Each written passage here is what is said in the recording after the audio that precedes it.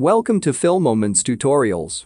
In this video I will show you how to use Bitmoji stickers on your always-on display for Samsung phones. If you are new to this channel, please subscribe and hit the bell button to be updated with our latest upload. First thing to do is to make sure that you are running the latest software update. So I'm using Samsung S10 Plus running Android 11 with One UI 3.1. Also, you need to install the Bitmoji app in your device. Now open your Settings app. Tap on the search button and type Always on Display. Tap on it. In here click Clock Style. Select Always on Display.